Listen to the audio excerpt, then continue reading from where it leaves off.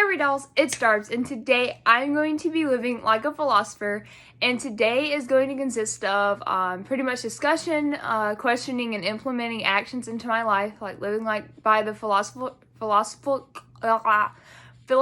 texts. And I'm super excited. This is going to be a mashup between the life experiment and the philosopher walk, and I'm really excited. Today's going to be great. First thing today is yoga. So it is currently 6:34 a.m. and the sun rises at 6:43, and it's 49 degrees outside right now. It's very chilly, so I'm gonna layer up and then let's get into it. It is freezing. It is almost May. Why is it so cold? So it is currently 6:42, so I have a minute until the sunrise, and I can already see it over the horizon. I feel like this would have been along the lines of what ancient philosophers would have done meditation-wise.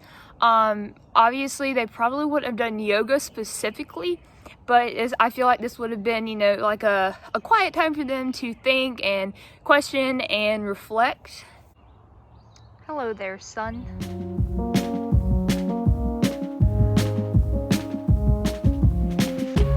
So there's a text called the Yoga Sutras of Patanjali. I'm hoping that I'm pronouncing that correctly, but it's pretty much like the Enchiridion by Epictetus, but for yoga, and it has like theories and philosophies about practicing yoga. So Sutra 11.6 says that false identification happens whenever we mistake the mind, body, or senses for the true self. In the analogy of the chariot, there are two characters called Nagasena and King Milinda. So Nagasena is a monk, and he comes and has a conversation with King Milinda. So the king asks for Nagasena's name, and Nagasena tells him that it is not Nagasena, pretty much. In a series of questions, Nagasena replies no to every single one. So Milinda asks him, is it the outward form? Is it the ideas? Is it the sensation? Is it the confections that make up Nagasena? And Nagasena tells him no. This is like the false identification Sutra 11.6. We can't mistake these things for the person. So in the chariot analogy, Nagasena questions Milinda about a chariot, and they talk through it, and they come to the conclusion that a chariot has many parts. Obviously, it has the wheels, the axle, the body, etc. But none of these parts have anything that makes them inherently a chariot. So like the parts of the chariot, I think that all of the parts that make us a being, like the physical body, the mind, the consciousness, thoughts, they come together to form the self. And like the individual parts of the chariot, none of these things standing alone make up the self. So if we have all of these parts, then therefore we are a self. Through yoga, we can feel the connection between our mind and body and feel their connection to the earth. Now it's time for breakfast. Breakfast of Champions. Now I'm going to be doing Descartes' wax experiment from Meditation 2. So away from a fire or heat or anything, this is a piece of wax, and it is hard. You can tap it and it makes a sound. You can smell it.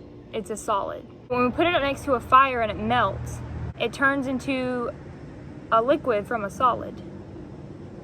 And so you can see the bubbles, and try not to burn myself. You can kind of see that. I don't really want to get too close to it, but it starts to melt. If it were up to the body would say that it is different because the forms change. Because we have a mind and the ability to reason, we know that it is still wax no matter its form.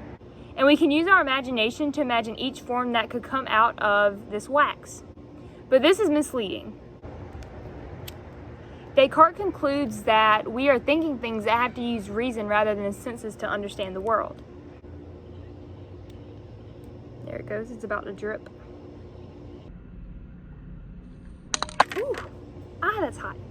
In this wax experiment, we use reasoning to understand that it is the heat which causes the wax to melt, and it's not just a spontaneous change in form. So now I'm going to be making pastelli in honor of my boy Epictetus. The recipe I'm following today is similar to what the ancient Greeks would have eaten during times of fasting when animal products couldn't be consumed. So the first step is to toast the sesame seeds, and I have the oven preheating now, and I'm going to go ahead and get them laid out in the pan. So I've already lined the pan with aluminum foil, and now it's time to spread them on there. Funny story about these sesame seeds. I had to go to 3 stores to find them because I could not find them to save my life. Like, I went to Walmart first, and Walmart was hectic. And so I was like, you know what, I'm not doing this. So then I left, and I went to IGA, and they only had this little thing. So then, or they actually didn't have any. They were like completely sold out of sesame seeds. And I was like, well, dang, that sucks.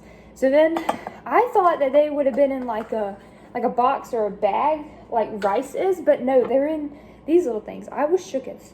So after that, I bought all of these at Food Lion because they finally had them, and I really hope that I have 1.5 cups. That's like 3/4 cup right there. So yeah, I need 1.5 cups. Don't let me down, sesame seeds.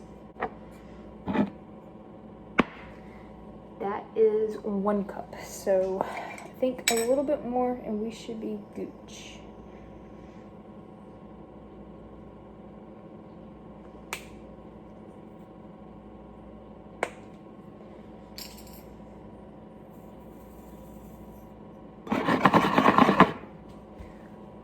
It's 1 1/4.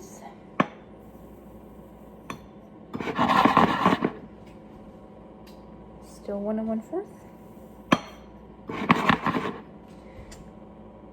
Exactly 1 1/2. Oh, that's so awesome. So now it's time to spread them on there. There, that was really satisfying. 10 out of 10. Oh wow, I love this. Sesame seeds, I love you. And now they're ready to be baked. So while the sesame seeds are toasting, I'm gonna go ahead and pour in the honey. And so I need 1/2 of a cup of honey. And I got raw unfiltered honey because I didn't know which one to buy. I've never bought honey before and it smells absolutely horrible. No. So I hope that it doesn't mess the recipe up. So I need 1.5 cups. So we can go ahead and get that done while the sesame seeds are still finishing toasting.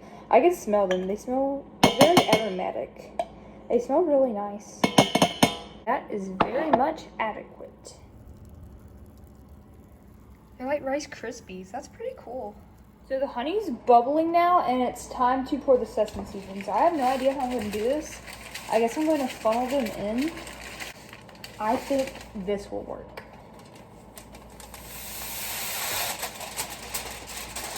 Oh yeah, got all of them in. So I had to let them boil for a few more minutes, but now I need to stir it in. All I can smell is the honey though, and I want to say I'm not a fan. I have the mixture right here, and we're going to pour it out over this on a pan lined with wax paper. We're going to pour it out like it was before, and then we're going to put another piece of wax paper over it and then roll it out so it makes it flat.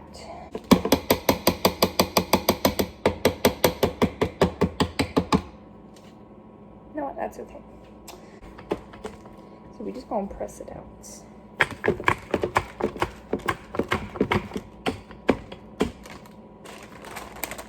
Okay, that looks okay. So while the pastelli's cooling, I want to discuss my favorite text of this course, the Enchiridion. Epictetus was a Stoic, and the Stoics believed that we should be ruled by reason rather than emotion. In the Enchiridion, Epictetus gave straightforward advice on how to achieve the good life, and his advice was more practical than that of Seneca in his letters to Lucilius, which we will get to later. So maxim number 1 says, some things are in our control and others are not. Things in our control are opinion, pursuit, desire, aversion, and in a word, whatever are our own actions. Things not in our control are body, property, reputation, command, and in one word, whatever are not our own actions. This is really useful because we can use this in pretty much every endeavor that we pursue. And this one goes hand in hand with my favorite maxim, maxim number 8. Maxim 8 says, don't demand that things happen as you wish, but wish that they happen as they do happen, and you will go on well. In this one, Epictetus is saying to just go with the flow. Life happens, and we can't control the majority of it, so we should learn to just roll with the punches. So I'm here with my brother Ward, and we're about to try the pastelli. Okay, we have our pieces and I'm kind of nervous, but let's just do it. Oh my god. Ew. This is disgusting. Agreed. 11 out of 10 would not recommend. I think it would have been better though if I had not bought raw and unfiltered honey. I think that would have made a huge difference. We're doing another philosopher walk, and this time instead of doing the topic of evil like we did last time, we're going to be talking about the Kin Chung readings and about death being a transformative experience and the fear of dying. So, what did you think of the readings? When I first went to the website and I read Why Is Life So Effing Unfair, I was wondering what kind of site you sent me to. What else did you think of them? Did you think they were boring, interesting, good, thought-provoking? Thought-provoking. Do you know what a transformative experience is? No, I've never heard of that before. Okay, for an experience to be transformative, you must learn something that you could not have learned without having had that experience. And after having had that experience, you think of yourself differently or orient your life according to different values, according to Kin Chung. Do you think you have had any transformative experiences in your life? Mm-hmm. Like what? Like high school that makes me work. Like I never worked so hard in my life that made me, like, challenged me and made me work. So you learned something that you could not have learned without having that experience. Right. After being in high school, do you think of yourself differently, or have you oriented your life according to different values? Like I discovered that I can work hard and whatnot. Do you apply that to everything in your life? Not everything, just schoolwork. Your schoolwork. What do you think comes in the afterlife? Heaven, nirvana. How do you think you'd react if you were diagnosed with terminal cancer? I'd try to live the last little bit of my life that I could. Doing what? Like do things I've never done before, eat a food that I haven't had in a while. So you'd fulfill your bucket list pretty much. Mm-hmm. What's on your bucket list? Like just live a good life and... Any crazy experiences like bungee jumping or skydiving or... Nah, none of that stuff. Do you think dying is a transformative experience? No. Why? Because you're already dead and you won't know what it feels like to be dead. So after dying, you wouldn't be able to think of yourself differently or orient your life because you'd be dead. Exactly. Like, you don't have a mind, you don't have feelings anymore, so... How do you know that you don't have a mind and have feelings? What about your conscience? Like your spirit? That descends to heaven or hell or nirvana. You're afraid of dying? A little bit. Why? Because I don't know when I'm going or when my time will be to go or what will cause me to go. Mm-hmm. Well, you said that you believe in an afterlife, right? Mm-hmm. Heaven? So if you believe in the afterlife, do you think that makes people less afraid to die? It makes some people afraid to die. Like if they come face to face with God and He says, "Depart me, you evil doer, I will know you." Then, like, that'll make people not want to go to heaven. What did you think of the timelines Chung provided? Very informational. I thought that they were really eye-opening because in the grand scheme of things that we really, really don't matter. Mm-hmm. Because we're just little specks of dust on the timeline of existence. Mm-hmm. I agree. Do you think does that make you feel better whenever you make a mistake or something? Because that makes me feel better. If I make a mistake, then I know that it doesn't really matter and that we're all just going to die, so. Yeah, if I made a mistake, it makes me feel better because nobody's perfect. True.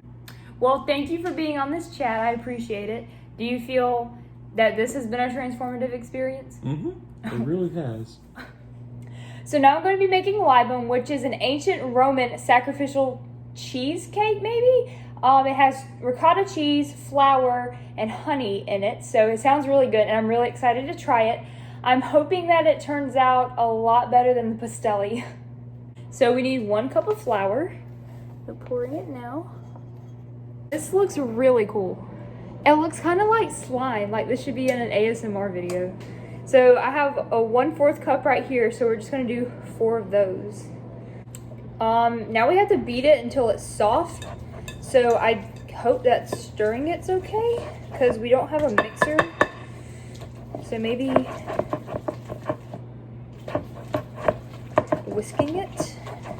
Oh, it smells like my great aunt Kat's potato salad. Stirring in the flour now.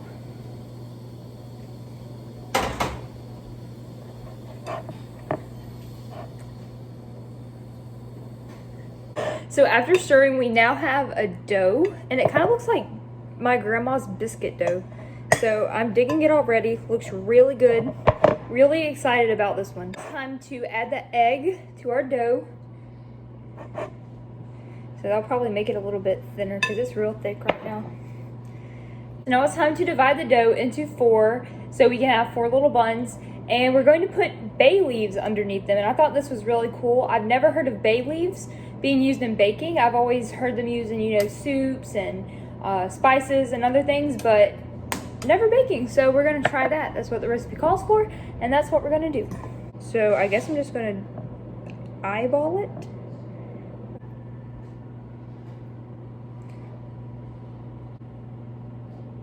So now they're prepped and ready to be baked. So now that the libum is in the oven, let's talk about Seneca. Both Seneca and Epictetus were Stoics, but personally I preferred Epictetus. I thought of Seneca as a guy who had seen someone else give advice and then tried to imitate what they did. He kind of reminded me of Ferris Bueller in Ferris Bueller's Day Off, whenever his friend Cameron's sick and he convinces Cameron to go out anyways. I feel like Seneca was very apathetic to Lucilius. In letter 63, I felt that he pretty much told Lucilius to suck it up. And I felt that that was really inconsiderate considering his friend had just died. And I know that he was just trying to guide Lucilius on the path towards wisdom instead of being ruled by inordinate emotion. But that was still kind of mean. I also feel that he added a lot of fluff to his letters, adding just a bit too much personal experience and examples, unlike Epictetus, who was straightforward, boom, bammy, bam, this is what you need to do. Seneca used his letters to describe how to achieve the good life through Stoicism. Since libum is a sacrificial cake, let's talk about what Seneca says in his letters about religion and philosophy. He says in letter 16 that philosophy will help give us comfort through a higher power to help deal with life's happenings. He also says to hold fast to the pursuit of religion to eventually calm down and not be ruled by inordinate emotion. So I got new honey, and this is 100% honey, and it doesn't say anywhere on it that it's raw and unfiltered. Have high hopes for this. The libum has 4 minutes remaining, so we're going to go ahead and warm the honey up and pour it into the plate so the libum can soak it in. So I was going to do like a little smell test to make sure that it's good because I have PTSD. Smells better. I mean, I guess it's just what honey smells like. So the honey has been warmed and the libum has cooled down for a second. So we are going to flip the libum over and then remove the bay leaves from the bottom. They look good. It kind of smells like sausage. We're just gonna plop that in the honey and we're gonna do the same for the other 3. Now it's time to test it, and I'm feeling pretty confident about it. It looks really good on the inside. Probably could have baked it a little bit longer, but it looks fine, so let's try it.